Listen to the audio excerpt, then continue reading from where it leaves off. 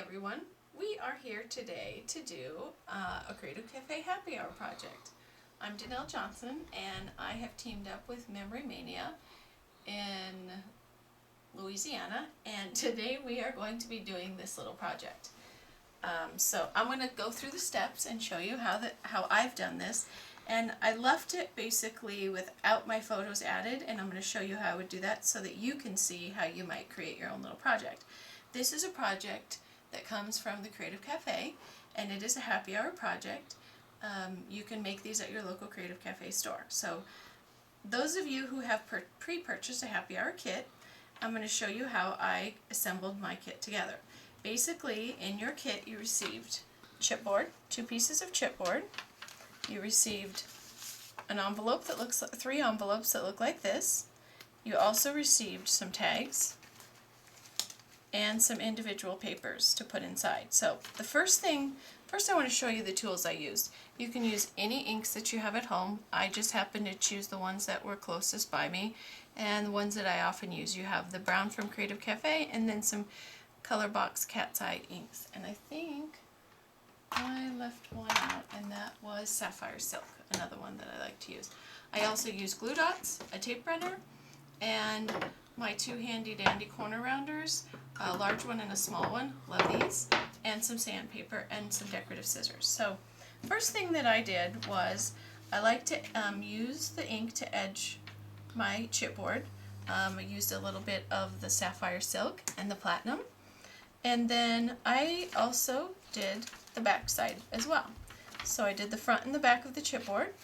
Then I went to my envelopes, and for my envelopes, they started like this. I went ahead and I inked the edges of those with some browns, and then I decided to, your envelope starts like this, I decided to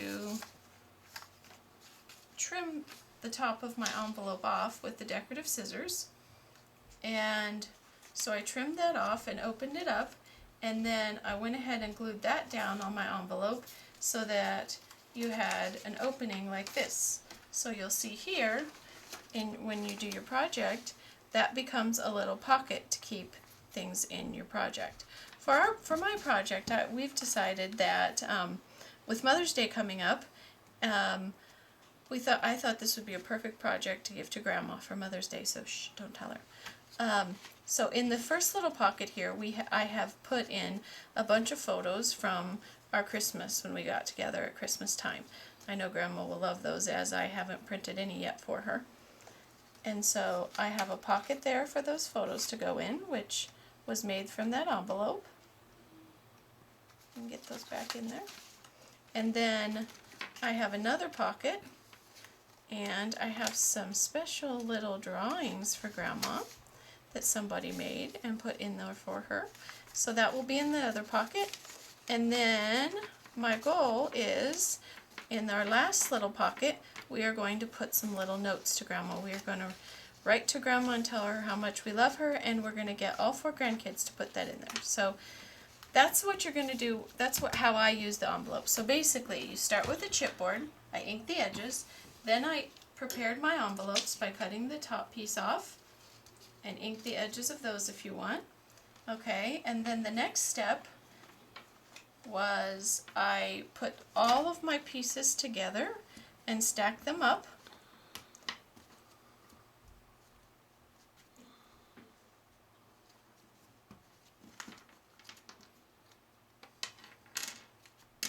So I took my chipboard piece, I took my envelope piece, and then I used my papers and stacked those up in the order that I wanted those in my book.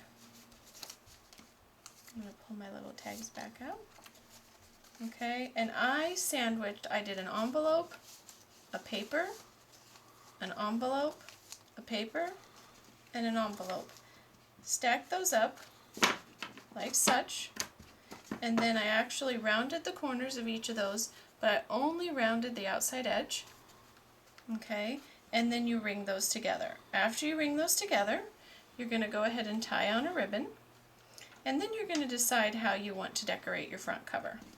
For my front cover, I used one of the jumbo flowers, And I just decided to put the little flower inside and then sandwich 2 buttons on top to make that special. Also in the Creative Cafe are these cute little Rick Rack stickers, so you have one of those for your stem, and I used a tag and this for the leaf. I did go ahead and sand my flower a little bit to give that kind of a fun look, and then I inked it afterwards. Okay, so then after you have your cover done, you're gonna go ahead and put these all back together with your rings. I usually ring them first, and then I tie the ribbon on.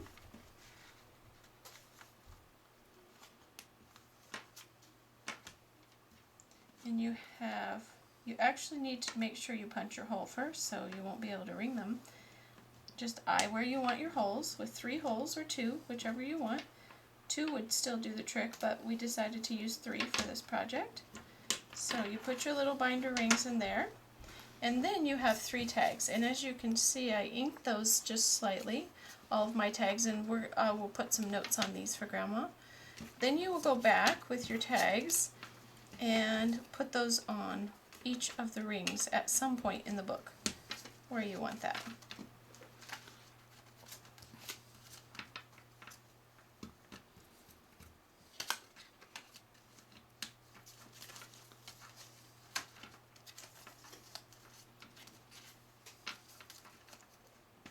One other little special thing I want to show you is after I cut this off, I took my scissors and on one of them I decided to trim this down a little bit, not on purpose, and then I had this little piece left, which turned out to be a cute little piece. So you can do that with your decorative scissors and have a straight one, or you can do it with these scissors and have a straight line, or you can do it with these and then you'll end up with this little strip here.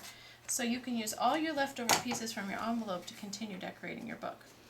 Okay, and I also forgot to mention that in your kit we had a piece of ribbon this long. I decided to cut it down into 2 smaller pieces, so I have a piece of ribbon there, and then the 2 smaller pieces I put in here for little page tab turns.